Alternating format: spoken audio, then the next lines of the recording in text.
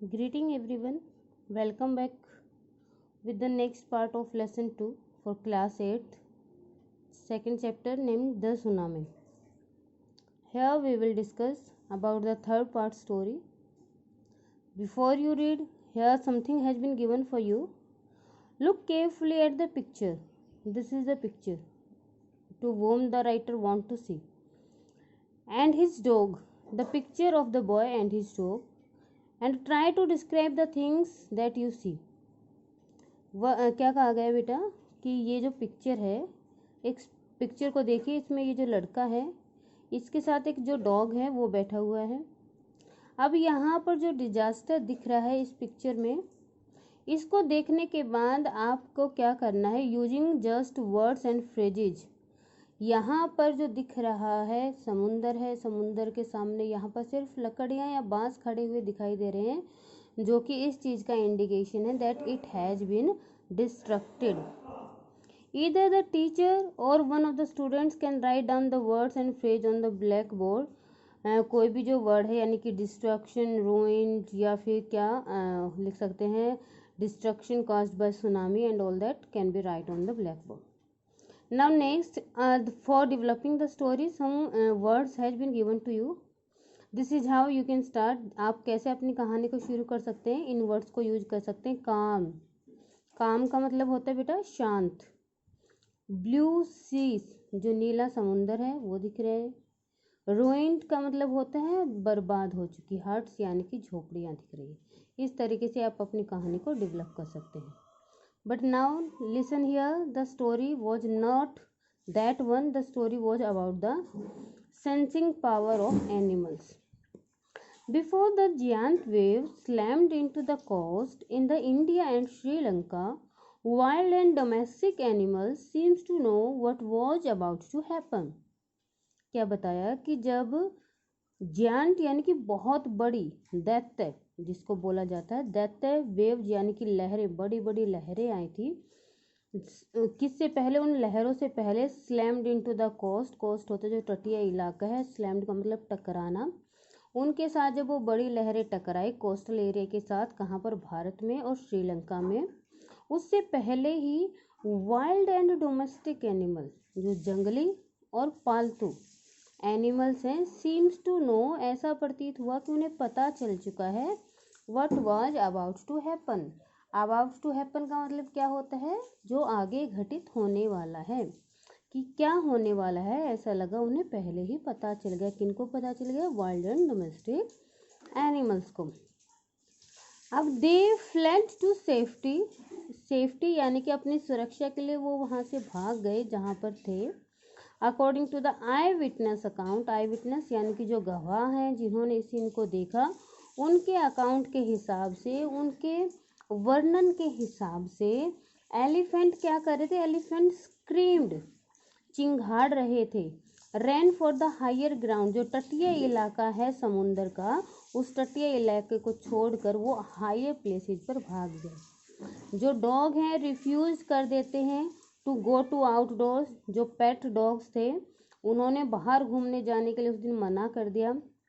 Flamingo, चिड़िया होती हैं जो समुद्री इलाके के आसपास रहती हैं, abandon their low lying breeding area, abandon का मतलब होता है त्याग देना।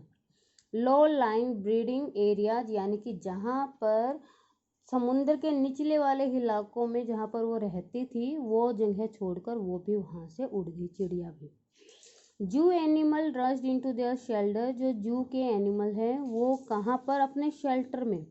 जो जू एनिमल्स के लिए जो उनका शेल्टर बनाया जाता है, जो केव्स वगैरह बनाई जाती हैं, वो अपने केव्स के अंदर घुस गए। And could not entice to come out, और बाहर आने की कोशिश भी नहीं की। मैनी पीपल, बहुत से लोग किस चीज़ को बिलीव करते हैं, मानते हैं, that animal possess the sixth sense organ, कि जो एनिमल है उनके 6 सेंस ऑर्गन होते हैं। And know when the earth is going to shake, और उनके 6 सेंस ऑर्गन होते हैं, इसीलिए उन्हें पता चल जाता है कि जो धरती है वो कब शेक होने वाली है, यानी कि अर्थक्वेक है वो कब आने वाली है। जैसा कि अक्सर होता है कि जब भी अर्थक्वेक आता है उससे पहले ही जो बर्ड्स हैं या जो स्ट्रे डॉग्स हैं वो पहले ही बार्किंग करना या कूइंग करना शुरू कर देते हैं, जिससे हमें भी पता चल जाए something ominous is going to happen. Now next क्या बताया, some experts believe that animals more acute hearing helps them to hear or feel the earth vibration. अब कुछ जो एक्सपर्ट्स हैं, विशेषज्ञ हैं, उनका मानना क्या है कि जो एनिमल्स हैं उनकी एक्यूट हियरिंग पावर होती है। एक्यूट का मतलब क्या होता है, बहुत ज़्यादा तेज सुनने की क्षमता उनकी बहुत ज़्यादा तेज होती है, इसीलिए वे हियर कर सकते हैं और महसूस कर सकते हैं किसको, अर्थ की वाइब्रेशंस को। वाइब्रेशन का मतलब होता है कंपन, उनकी कंपन को महसूस कर सकते हैं और सुन सकते हैं हमसे पहले। लेकिन वो सेंस कर सकते हैं, यानी कि अनुभव कर सकते हैं अप्रोचिंग डिजास्टर। अप्रोचिंग का मतलब होता है जो आ रहा है, आने वाला। डिजास्टर यानी कि जो तबाही है उसको वो क्या कर लेते हैं, सेंस कर लेते हैं, महसूस कर लेते हैं। Long before human realize what's going on, इससे पहले कि ह्यूमंस यानी कि इंसान इस चीज़ को रियलाइज करें, अनुभव करें कि क्या होने जा रहा है, उससे पहले ही वो अपकमिंग डिजास्टर को सेंस कर लेते हैं। Now next, we can't be sure whether animals have a sixth sense और नॉट। हम ये नहीं मान सकते कि एनिमल्स के सिक्स्थ सेंस ऑर्गन है या नहीं, लेकिन जो फैक्ट है, जो फैक्ट का मतलब सत्य या जो वास्तविकता है वो क्या है, that the giant wave that rolled around the Indian Oceans killed more than 150,000 people in a dozen countries. कि जो सुनामी आया था इंडियन ओशियन में, हिंद महासागर में, उससे 1,50,000 के करीब जो लोग हैं वो मारे गए सुनामी में। But not many animals have been reported dead, लेकिन बहुत जो एनिमल्स हैं उनके मारे जाने की रिपोर्ट जो है बहुत कम है, यानी कि उनके आंकड़े बहुत कम हैं।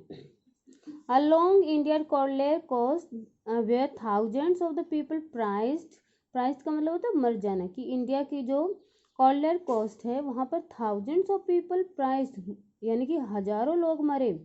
Buffaloes, goat, dogs were found unharmed, लेकिन वहाँ पर जो बफलो थे, गोट थी, डॉग्स थे, उनको कोई हार्म नहीं पहुंचा। येला नेशनल पार्क है, कहाँ पर है ये, श्रीलंका में है। Is a home of the variety of animals including elephant, leopard and 130 species of the birds. येला नेशनल पार्क जो श्रीलंका में है, यहाँ पर वेराइटी यानी कि बहुत ज़्यादा डिफरेंट काइंड ऑफ एनिमल्स हैं, जिनमें एलिफेंट भी है, लेपर्ड भी हैं, और इसके अलावा 130 अलग जो बर्ड्स हैं उनकी स्पीसीज हैं, उनकी प्रजातियां हैं।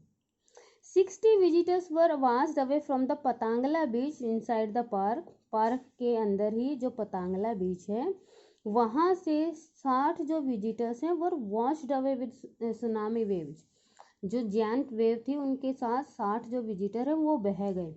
But no animal carcasses were found except 2 water buffaloes, लेकिन किसी भी एनिमल की कार्कस का मतलब होता है बेटा जो डेड बॉडी है वो मिली, किसके अलावा, सिर्फ 2 वाटर बफलोज के अलावा।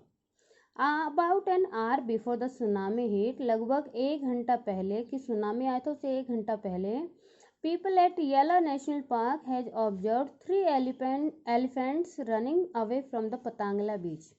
जो लोग हैं उन्होंने ऑब्जर्व किया कि जो 3 एलिफेंट हैं वो रनिंग करें पतंगला बीच से भागकर, मतलब किसी हायर प्लेस पर जा रहे हैं। A Sri Lankan gentleman who lives at the coast near Galle said his 2 dogs would not go for their daily running on the beach. एक श्रीलंकन जेंटलमैन है जो कि कहाँ पर, जो कोस्ट है, गैले कोस्ट है, उसके आसपास ही रहते हैं। वो बताते हैं कि उनके जो 2 डॉग हैं उस दिन उन्होंने अपने जो डेली रनिंग होते हैं या वॉकिंग होते हैं उस वॉकिंग के लिए वो नहीं गए। They are usually excited to go for outing, अक्सर वो जब बाहर जाते थे तो वो एक्साइटेड होते थे जाने के लिए। बट ऑन दैट डे, लेकिन उस दिन जिस दिन सुनामी आया 26 दिसंबर 2004 को, they refuse to go and most probably saved his life. उन्होंने बाहर घूमने जाने से मना कर दिया और शायद इसीलिए उसकी जान, किसकी, जो श्रीलंकन जेंटलमैन है उसकी लाइफ भी बच पाई। So this is the chapter number 2 tsunami, the last part of it.